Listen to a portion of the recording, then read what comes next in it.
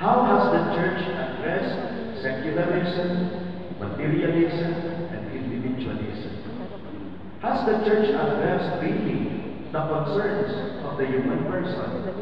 Sagot ko, long story.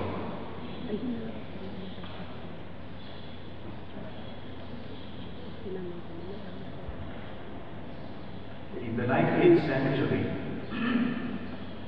the church, in order to defend itself from the attacks of modernist culture, secularism, atheism, and individualism, established a solid theological system.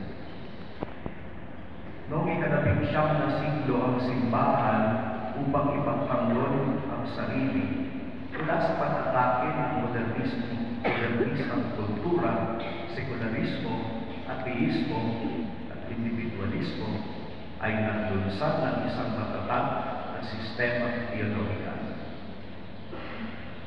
Ang mga isyu tungkol sa modernismo ay sinagot sa pamamaraang dogmatiko. May mga theologians po ba tayo dito pakitaas na pinaanan nila ba ito sa theology? Review lang ito, mamaya may kompre na kayo. Teologiya na tinatawag na, basahin nga po natin, apologetic theology, para ipagtanggol ang pananampalatayang Katolik. Ang labanan ay utak sa utak. Ang main defender ay ang Catholic Magisterium, particularly the Supreme Congregation of the Holy Office. Ano na po dicastery ito ngayon? Currently the dicastery of the doctrine of the faith. Mga kapatid, maganda rin naman po ito eh.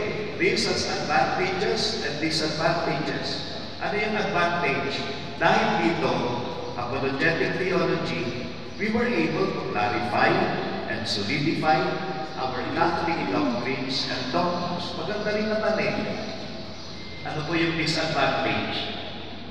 Ang Diyos ay iginamo na lamang sa utak sa pamamagitan ng mga dogmatikong pangangaral.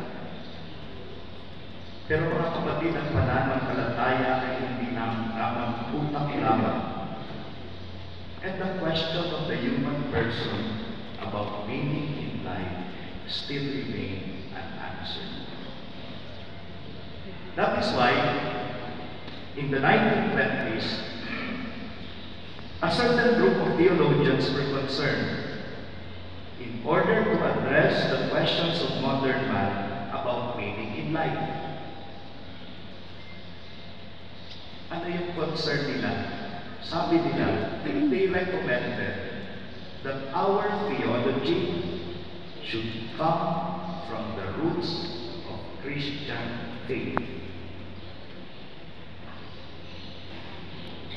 Root, pakiulit nga po, from the Latin word radix, meaning root, origin.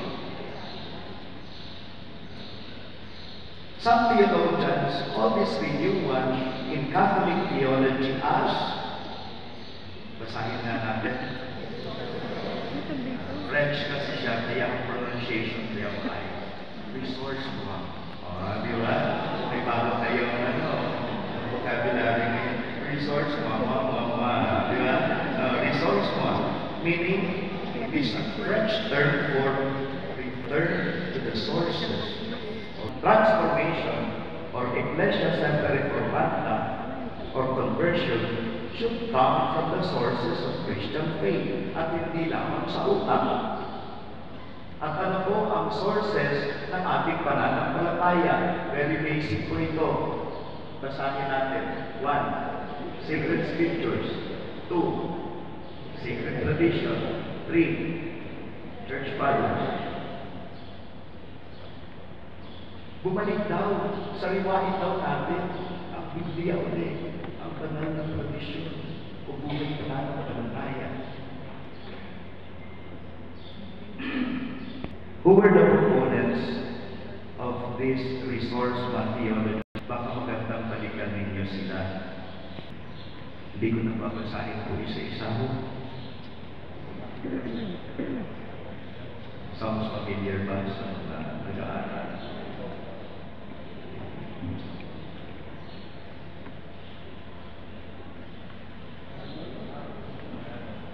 Familiar po.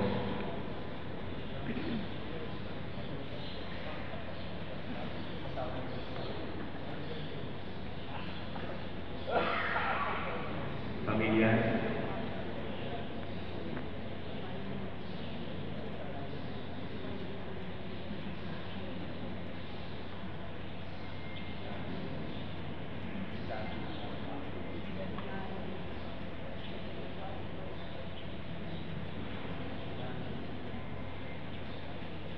And there were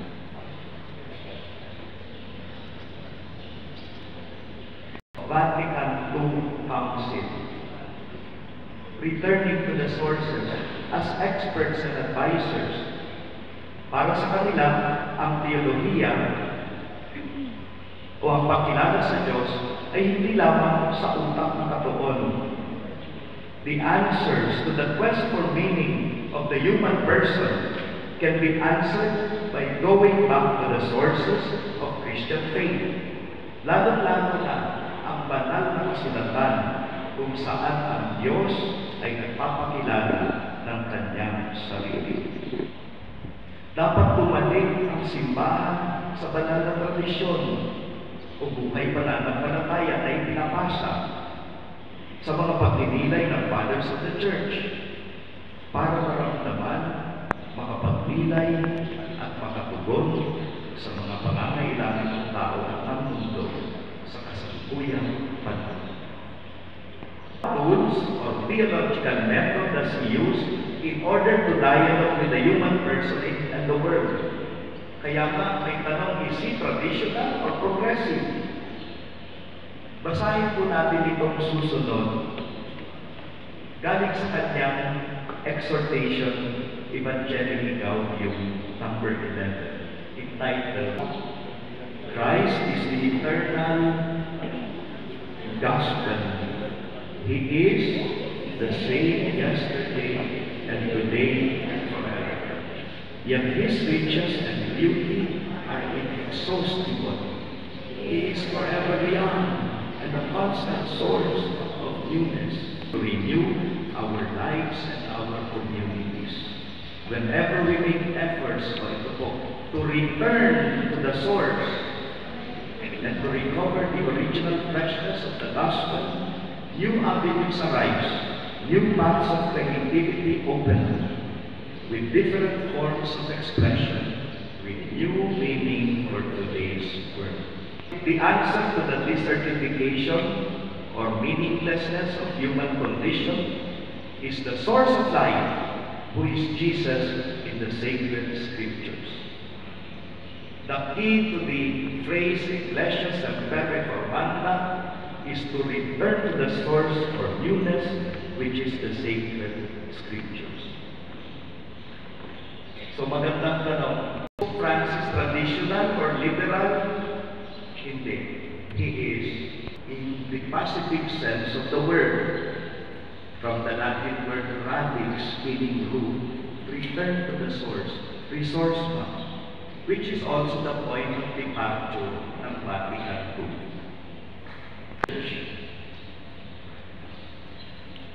Kung pinagninilayan niya, bumabalik siya sa banal na kasulatan through the years. Ito ang laman ng kanyang puso. Ito yung laman ng kanyang teolohiya o ang kanyang pagkilala sa Diyos. Basahin nga po natin.